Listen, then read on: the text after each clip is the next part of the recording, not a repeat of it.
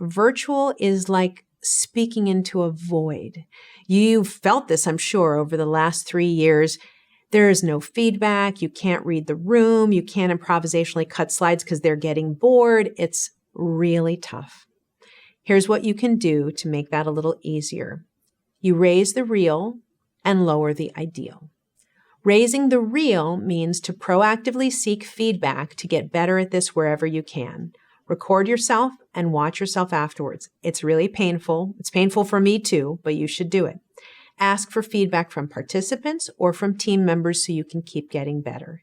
And then lower the ideal, meaning at some point we just have to bungee jump into this incredibly uncomfortable medium and go. And you won't know what they're feeling and you won't know what they're thinking, but at some point we just have to go. Now, if I was to put together a little bento box, which is what I tried to do for you, of the most important pieces of basic virtual presenting, it would be what I've just given you. But now we're going to make everything come to life with 2 very, very brave volunteers who are going to do a little bit of live coaching with me. And I'll tell you the hardest part about what they're about to do. I just taught you a whole bunch of stuff that they do not have time to apply before they speak. So they know things now that they didn't know 25 minutes ago, and yet they have to just do the presentation that they prepared before they came on. So please be psychically gentle and send them a lot of love. And we have Julie as our first volunteer. So I will let the tech team flip her in and say hi to Julie. Hello. Hello. How are ya? I'm doing well, thanks, Julia. Thanks for coming. Oh, you're so welcome. So you're going to see me break my own rule now. You're going to watch me as I'm watching you. See how my eye contact's going to come down to you because there's not a high enough monitor. And sometimes I'm just giving you that example that's going to happen. I'm still with you. I'm staring right at you, but you're in that hot spot where you learned a bunch of stuff, but you're just going to have to wing it now with what you had before. So just give us 30 seconds to a minute. Just give us 30 seconds to a minute. Awesome. All right. So what I wanted to talk to you about today, Juliet, is with Amazon Business, there's a lot of different savings opportunities that we're constantly talking with our customers about. So the main thing that I wanted to talk about today is one of those types of opportunities called a supplier analysis. So what our supplier analysis does is it takes about 12 to 24 months of P-card or corporate card data from our customers. And then what we end up doing is we analyze that data to identify both hard cost and soft cost opportunities. So, all right, let's pause. Let's pause. I always stop you faster than you think I'm going to stop you. So don't take it personally. So first of all, let's just work a little bit on production before we move into performance. Right now, you are to one side of your screen and your head is lower. So you see how you have, they call it headroom. Do you see that space between your head and the top? Yes. Can you see your own monitor? Yeah. So later, you don't have time to do this right now because we want to go. But later you want to pick up your laptop and you want to play around with see how I'm sort of kind of in the middle and I'm sort of taking up most of it, most of the box. This is what we want. We want you taking up most of the box. That can be tilting the laptop forward. It can be moving around a little bit back and forth, and it can be going a little bit closer, but you don't want to lose your hands.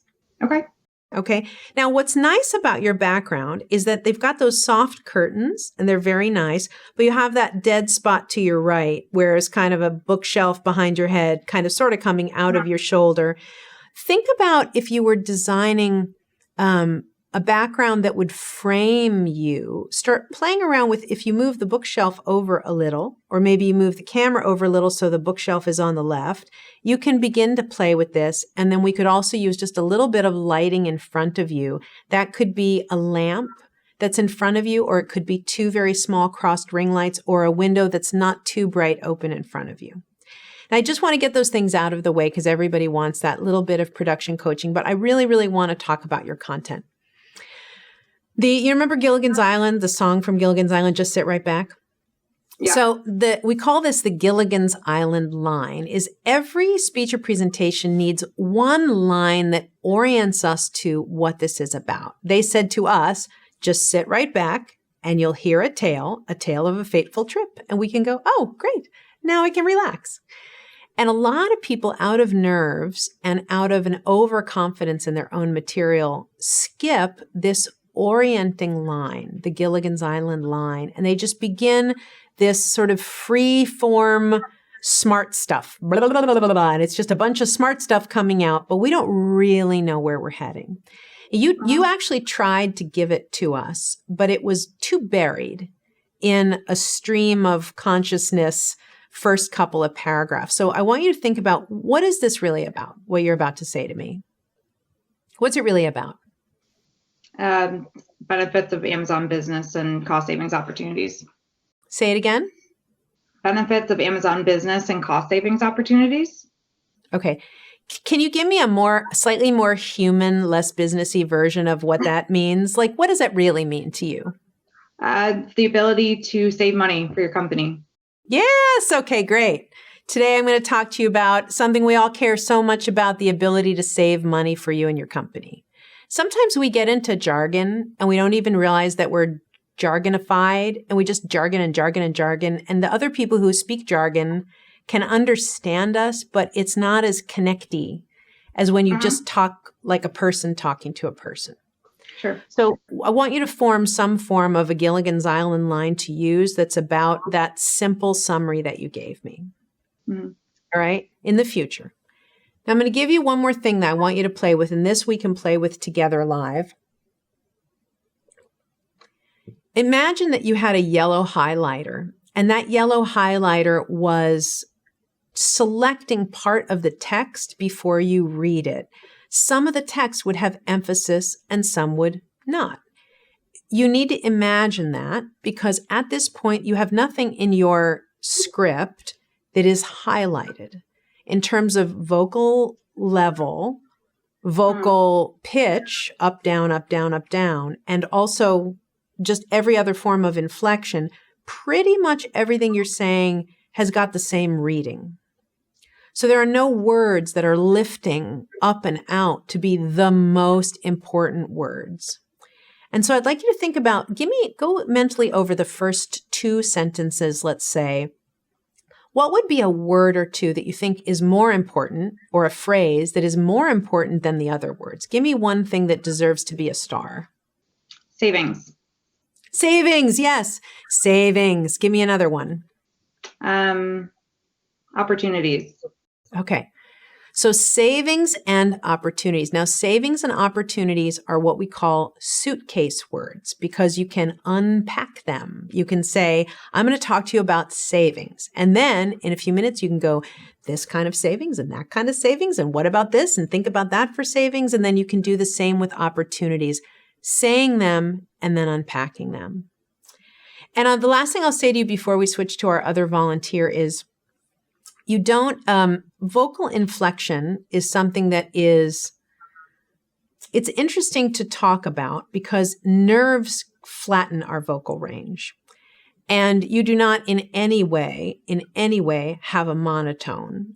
But out of nerves, I think, a lot of the things are coming out sort of the same, and there's sort of the sameness, like if you were watching a microphone. You know how when you speak into a microphone, you can see the levels? There wouldn't be a lot of up and downness going on right now. And that can be, as I said, further flattened from nerves. So if you want to play, if you want to be someone who becomes a little freer with your vocal range, you can Google, even though it doesn't apply to you, you can Google how to overcome a monotone, and they will happen to have a bunch of exercises that would just teach anybody ways to increase pitch. You can play with to improve pitch and range.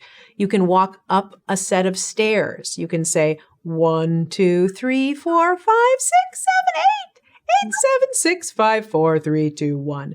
You can sing the words. You can do all sorts of different stuff that I won't make you do here because it would be wicked embarrassing.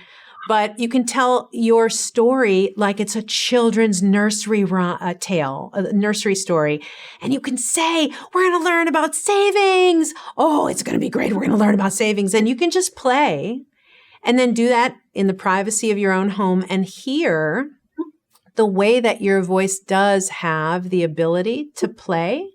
And then you can begin trying to translate that into whatever you bring to work.